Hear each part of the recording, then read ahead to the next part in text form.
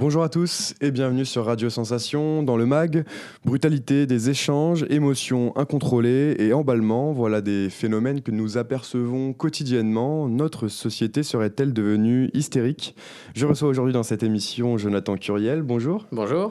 Vous êtes directeur général adjoint des programmes du groupe M6, auteur aussi de La Société hystérisée aux éditions de l'Aube. Alors d'abord, qu'est-ce qui vous a poussé à vous intéresser à ce sujet et ensuite écrire ce livre? Alors il y a deux points principaux. Déjà, je lisais souvent, comme vous sûrement, et j'entendais souvent le mot hystérisation dans la presse, à la radio, à la télévision. Et j'avais l'impression que c'était devenu un peu un élément de langage dont les gens se servaient pour évacuer le débat ou pour ne pas se confronter au débat ou en tout cas pour pas discuter entre eux. Et donc le mot hystérisation était un peu lâché comme une bombe de manière régulière. Et j'avais envie Parce qu'il se cachait derrière. Voilà, et j'avais envie de défricher cette notion-là, de l'interroger, de voir ce qu'elle voulait dire, quel était son sens premier, d'un point de vue étymologique, d'un point de vue même psychanalytique, ce que voulait dire l'hystérisation, et quelles étaient ses conséquences sur notre société, et également de dater ce phénomène, de voir s'il était récent, ancien, et d'où il sortait. Voilà, c'est la première chose. Et puis le deuxième point, c'était plus un constat de société de fond, qui, comme vous l'avez dit dans votre préambule, nous amène aujourd'hui dans une société qui manque un peu de nuance, qui est beaucoup dans le clash, dans la bataille, dans le combat, dans le clivage, dans la perte de nuances, dans une dégradation du débat public.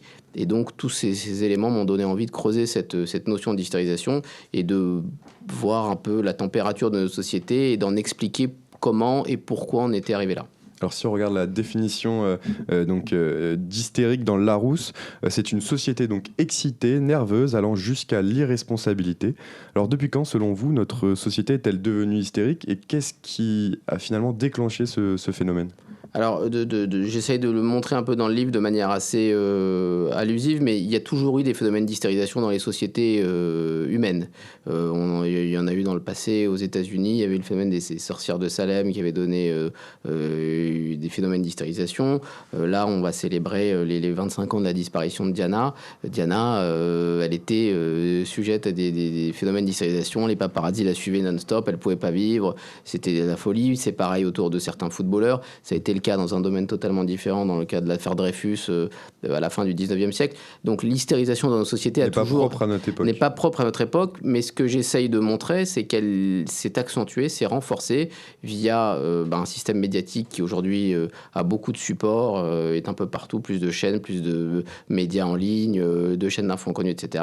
Et surtout, lieu de développement ultime de l'hystérisation, les réseaux sociaux, qui sont un endroit où ça prospère, où la polarisation est maximale, puisque vous recevez des informations qui vous concernent vous, et donc qui correspond à votre fil d'information.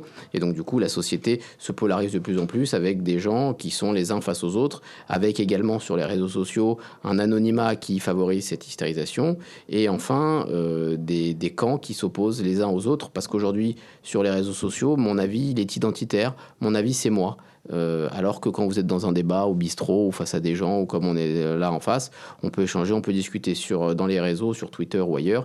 Mon avis, c'est moi, et donc ça donne lieu à des positions extrêmement tranchées et clivées.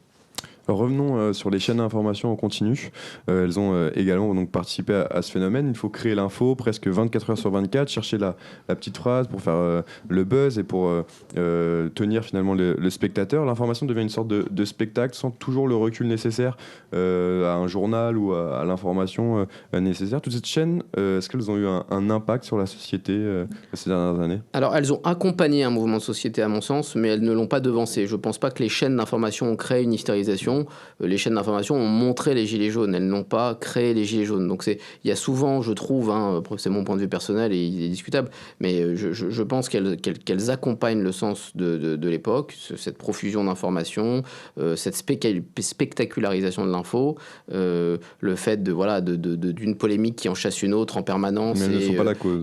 Mais elles ne sont pas la cause, et en revanche, elles l'épousent, elles la montrent, ce qui est leur rôle, mais je ne pense pas qu'elles soient la créateur de ce phénomène d'entropie. Alors, ces dernières années, il y a eu des événements, les gilets jaunes, la crise du Covid. Est-ce que ces événements ont-ils mis en lumière l'hystérisation de la société davantage encore qu'avant ?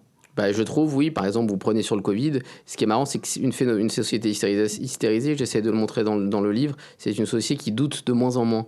Aujourd'hui, c'est pas très bien vu de dire je doute ou je sais pas. Vous parliez des chaînes d'information. Si vous invitez un expert ou quelqu'un en plateau qui dit je sais pas, c'est partagé, il y a des pour, il y a des contre, c'est oui et non, le type ne sera pas, la femme en question ne sera pas réinvitée sur le plateau parce que c'est pas ce qu'on veut aujourd'hui. On veut de l'opinion tranchée, clivée. Le Covid, ça a été ça. C'était des gens qui étaient pour, des gens qui étaient contre. Il y avait les pro-Raoult, les anti-Raoult, les pro-chloroquine au début, les anti. Les gens, alors que ça aurait dû être un sujet sur lequel on avait beaucoup de doutes parce que personne ne connaissait rien au départ. Au contraire, et ce qui était très paradoxal, c'est que chacun avait des positions hyper tranchées et était sûr de lui. Donc effectivement, ça a donné lieu à ce côté très guerre de tranchées. Un peu, tout le monde était épidémiologiste sur Twitter pendant la Exactement, crise du exactement. Alors que justement l'inverse et la raison aurait voulu que justement ce soit un sujet sur lequel on se joue un peu modeste. On dit écoutez, je sais pas, pour l'instant on avance à petits pas, alors que c'est exactement l'inverse. Les gilets jaunes, c'était un phénomène d'hystérisation pur et dur, avec une violence, une nervosité, une brutalité qu'on n'avait pas vu depuis un certain nombre d'années en France. Dans un registre différent, je cite dans le livre l'invasion du Capitole à la fin du mandat de Trump. Là aussi, on voit qu'on est dans des sociétés extrêmement nerveuses, brutales, où on peut s'emballer avec un côté grégaire. Quelqu'un décide d'aller sur les champs pour aller tout ravager, alors on le suit. On se donne rendez-vous sur les réseaux sociaux, dans 2 heures, tout le monde est sur place. Donc voilà, on est dans des sociétés qui bougent, très mouvantes, qui vont très vite, plus que par le passé, où on comparait le passé et le présent. Voilà, l'impact des réseaux a fait que tout va plus vite. On se donne des rendez-vous très rapidement. On peut lancer un mouvement de foule totalement hystérique très vite. Alors depuis l'écriture de votre livre, il y a eu la campagne présidentielle. C'est toujours un moment très important pour donner le pouls de la société. Il n'y a pas eu les mêmes débats alors qu'en 2017, au premier tour. Beaucoup s'en sont indignés, disant que le président de la République empêchait le débat démocratique. Mais quand on voit le débat de 2017, c'est vrai que finalement, ce qu'on a retenu, ce sont surtout des clashs, des petites phrases entre les candidats et des punchlines. Finalement, est-ce que c'est vraiment des débats, ce genre de programme télévisé? Non, vous avez raison. Je pense que la campagne présidentielle, elle a été très pauvre en débat de fond. Il n'y a pas eu de vrai échange. Alors, il y a eu un débat présidentiel d'entre-deux tours. Mais sinon, c'est vrai qu'il n'y a pas eu de grand thème qui a émergé, qui a été décidé, qui a été discuté, qui a été creusé. Et c'est le problème un peu, c'est l'une des causes ou l'un des remèdes à l'hystérisation. C'est-à-dire qu'il y a tout un champ à explorer dans la sphère politique qui est de creuser les options politiques, les formules que les hommes et femmes politiques proposent, qu'on discute des propositions, et force est de constater que la campagne présidentielle a donné lieu à aucun débat de fond réel.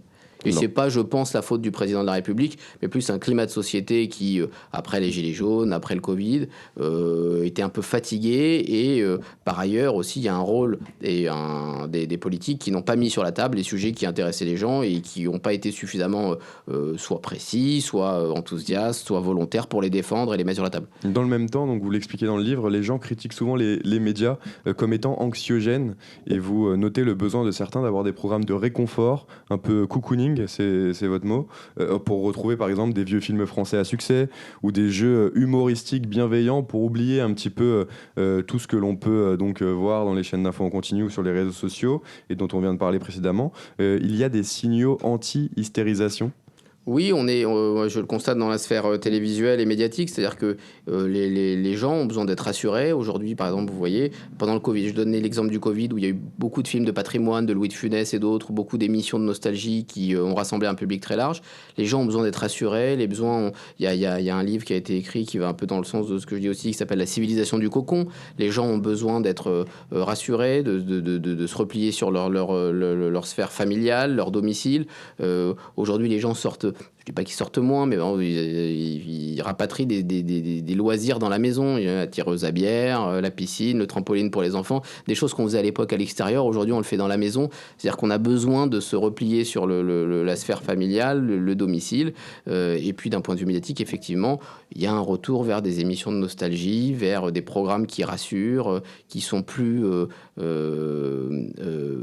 effectivement rassurants que des programmes où ça castagne, où on est dans le clash, etc.